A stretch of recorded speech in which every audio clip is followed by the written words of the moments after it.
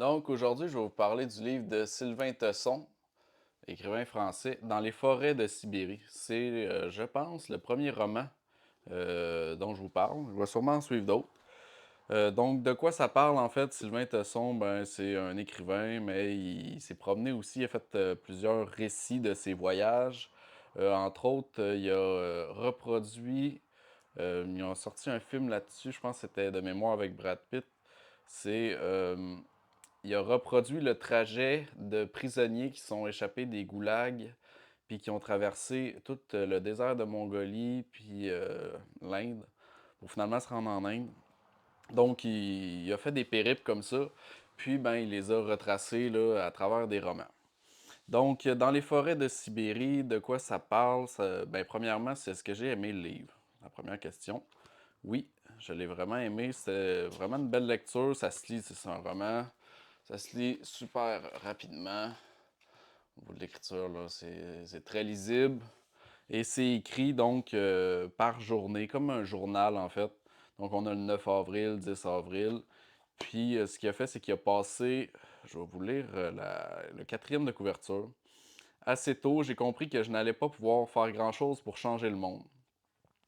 Je me suis alors promis de m'installer quelque temps seul dans une cabane dans les forêts de Sibérie. J'ai acquis une isba, donc une petite cabane en bois, loin de tout, sur les bords du lac Bakaï. Baïkaï, je pense qu'on dit. Là, pendant 6 mois, à 5 jours de marche du premier village, perdu dans une nature démesurée, j'ai tâché d'être heureux. Je crois y être parvenu.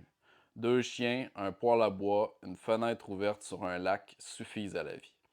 Et si la liberté consistait à posséder le temps?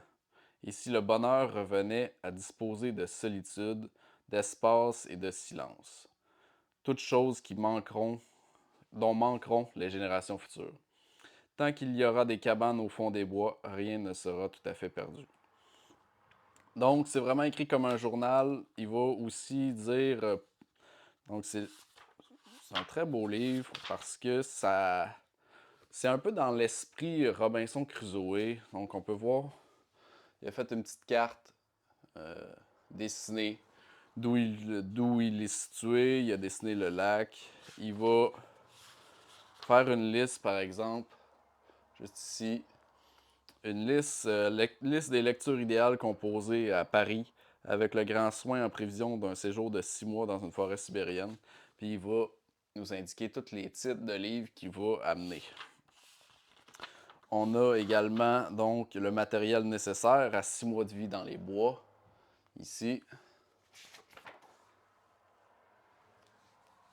avec les explications. Donc on a un peu toute l'explication, le processus. Puis on a évidemment beaucoup de réflexions philosophiques là, sur la consommation, sur la solitude, sur la nature et la vie en Russie aussi. On a vraiment des belles phrases, là. La solitude de cette conquête qui vous rend jouissance des choses. Être seul, c'est entendre le silence. Donc, il va raconter également les discussions qu'il a avec les Russes qui habitent ces coins de pays-là. Il va parler évidemment un peu du régime russe à travers. Il va avoir quelques pages plus politiques, si on veut, plus critiques. Puis, ben, c'est vraiment un super bon livre. Moi, je l'ai lu, vous voyez, en mai 2014. Puis là, je l'ai relu là, il y a peu pour pouvoir vous en parler d'une manière plus éclairée. Donc, l'ermite s'interdit toute brutalité à l'égard de son environnement. Fait que vraiment, super bon livre, ça se lit tout seul. Moi, je vous le conseille. Si vous pouvez le louer quelque part, bref, n'hésitez pas. Il va raconter tout ce qui passe par la tête. Et ça va être écrit tout en format papier parce qu'il avait amené un petit ordinateur avec petit panneau solaire. Ça n'a juste pas duré parce qu'on est dans un froid. Donc lui, c'est de février. Ouais, c'est de février à juillet. Donc en fait, il dormait dans sa petite cabane, mettait son petit bois dans le poêle, Puis au matin, ben, il faisait extrêmement froid c'est une cabane en bois, pas isolée. Donc son ordinateur, il a flanché, ça a pas été long, les batteries, sont mortes et ben, il l'a écrit là, évidemment sur papier. Sinon, autre point, aussi intéressant, c'est que sur YouTube, je vais vous mettre les liens, dans la description, mais si vous tapez Sylvain Tesson dans les forêts de Sibérie, vous avez une adaptation qui a été faite, franco-russe, sur, basée sur le récit, en fait, de ce livre-là. Donc, comme d'habitude, bonne lecture.